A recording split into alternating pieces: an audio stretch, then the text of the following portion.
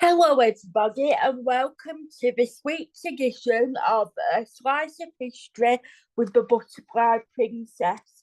This week, I'm reading to you another article from the January 2025 edition of the BBC History magazine. This article is about a suffragette called Lilien Lenton, who was a suffragette during the suffragette movement, and this article that has been published in the 2025 January 2025 edition of the BBC History magazine has been written by a lady called Diane Atkinson, who is a historian and author. She's written books, including one entitled Rise Up Women, The Remarkable Lives of the Suffragettes, and it was published by Bloomsbury in the year of 2018. So here goes, if you can just bear with me a minute. Lilien Lenton, the elusive Pimpernel. Some suffragettes marched with banners or printed and distributed propaganda pamphlets. Others took more direct action. Diane Atkinson tells the story of one activist who employed arson to spark awareness of the burning issues of women's suffrage. Right, so here goes. Recalling her career as a suffragette, arsonist and Houdini-like espionologist in interviews later in her life, Lilien Lenton lit up as if a fire had been Lenton had lit up as if a fire had been started in her heart. To say I enjoyed making fires sounds rather awful, she later admitted, but it really was lovely to find that you'd been successful, but the thing really had burned down and that you hadn't got caught. There it was blazing, and there we were in the glare of the lights. Lilien Lenton was one of the youngest yet most militant of suffragettes in the 3 years leading up to the outbreak of World War One. Her suffragette career was daring, dangerous, and dramatic, reported in newspapers around the country. The new halfpenny detail was with the half-torn photographs and full spreads often featured her photogenic activities. Lilien was 5'2" tall in a stockinged feet with brown hair and eyes. A tiny china-like figure, but weary and willing, she soon gained a romantic nickname, the elusive Pimpernel, for her efficient disguise and her ability to elude the policemen and detectives who guarded the places where she was kept under house arrest while released from prison on licence. With her tiny stature, she easily passed as a child, a delivery boy, or a little old lady. Born in Leicester in 1891, Lilien was the eldest of 5 children of Isaac, a carpenter, and Joanna, and Miller, who had worked in a hosiery factory before her marriage. Lilien trained as a dancer, but was then imprisoned, inspired by hearing Emmeline Pankhurst speak about women's suffrage. As soon as she was 21 and my own boss, she joined the Women's Social and Political Union, otherwise known as the WSPU. Lillian was first arrested on the 4th of March 1912, one of about 200 detained during a campaign of window smashing.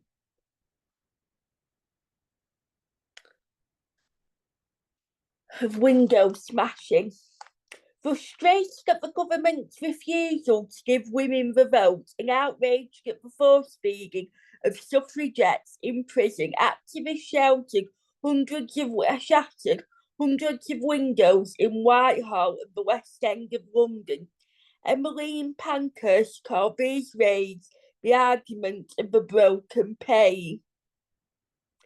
Under the alias Ida Lincoln, Lillian was sentenced to 2 months in Holloway Prison for smashing the windows of the Oxford Street Post Office. The sentencing magistrate commented that only very ill-regulated minds could conceive of such ideas. Lillian was rarely out of the news. In 1913, telling WSPU headquarters that she wanted to progress from breaking windows, she declared that her mission was to burn down 2 empty buildings each week. At 3 o'clock on the morning of the 20th of February, Sheila Conrad artist Olive Weary set fire to a tea pavilion at Kew Gardens, which was reduced to a heap of ashes. They left postcards at the scene from two voteless women offering peace on earth and goodwill when women get the votes, then ran off, but dropped 2 suitcases containing a hammer and their materials. They were rapidly apprehended by 2 policemen, denied bail and taken to Holloway Prison. Forcible feeding. Lillian refused to be medically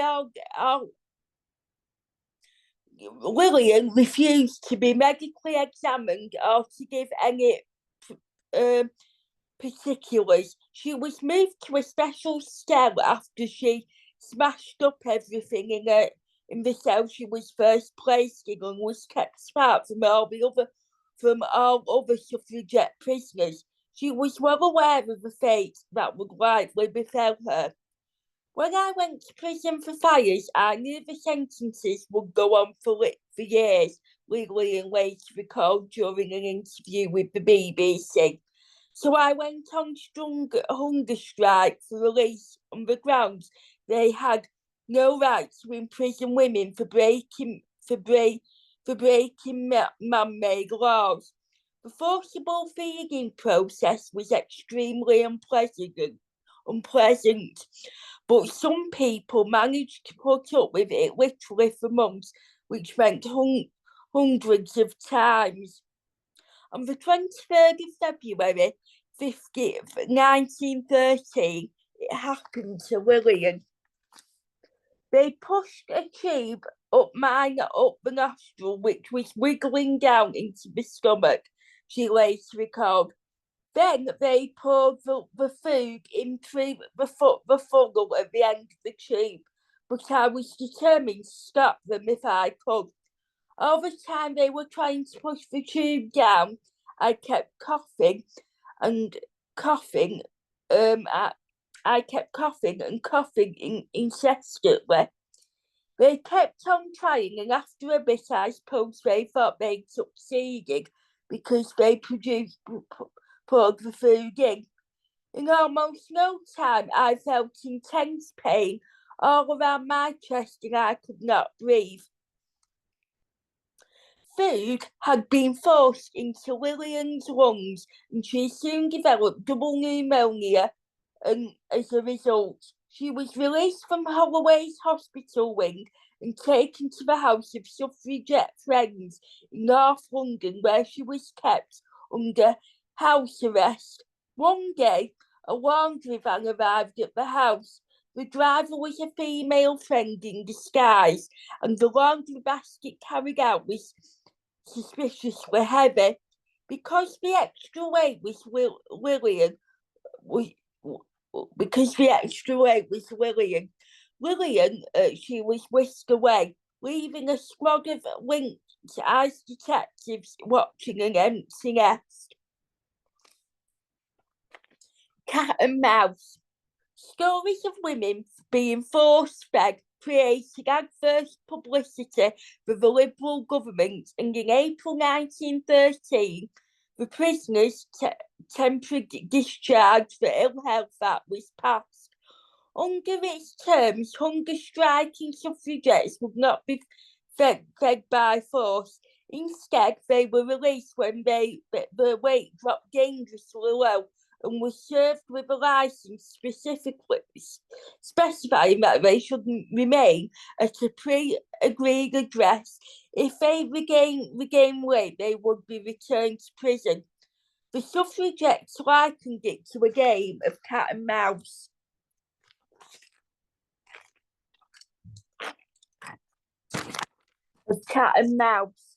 And the act failed spectacularly. Very few mice were ever recaptured. Instead, most went on the run and committed more militant acts. Force feeding was reintroduced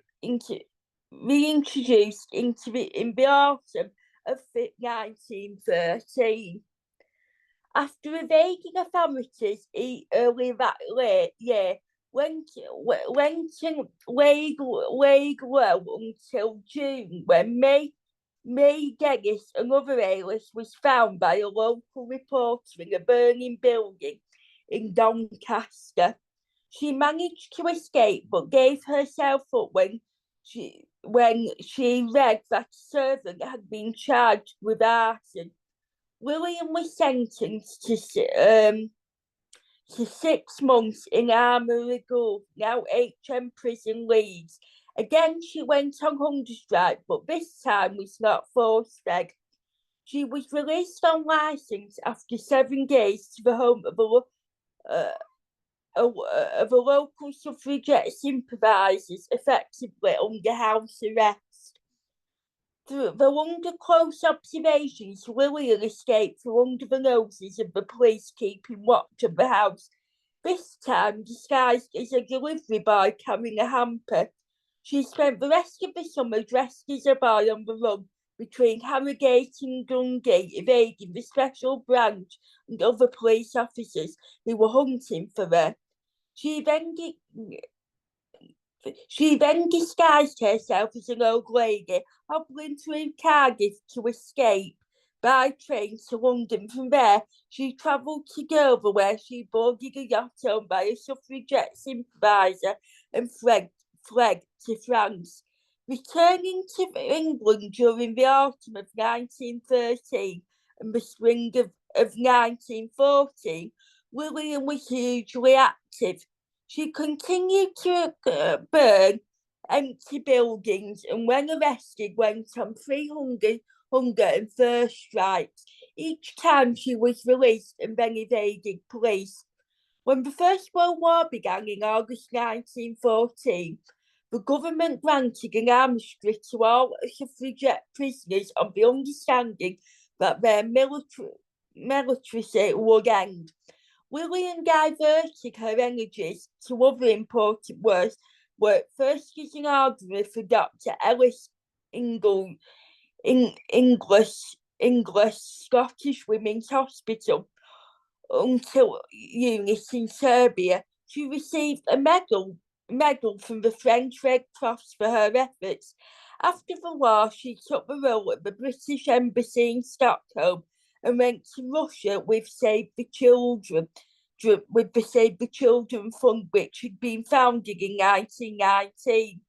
She also worked as the financial secretary of the National Union of Women Teachers, and in her final years was the honorary treasurer of the Suffragette Fellowship, founded in 1926 to keep alive the memory of the militant campaign. The earliest surviving photographs of Lilian show her lying in bed in prison, recovering from force feeding. There are also surveillance images taken by special branch officers The last known picture of her was taken in 1970 at the unveiling of the Suffragette Memorial in London's Christchurch Gardens near Caxton Hall, which had been the venue of the Women's Parliament held in 1907. She had led the fundraising for the memorial. Lilien Lenton died in 1972 after 60 years of activism dedicated to improving the lives of women. Now, that article again was written by Diane Atkinson, who is a historian and author. And that concludes this week's edition of of an extra slice of history with the Butterfly Princess. Hope you can join me next week for the next episode of a slice of history with the Butterfly Princess. Until then, have a lovely week, and I will see you again very soon. And that's very soon. Take care. Bye bye for now.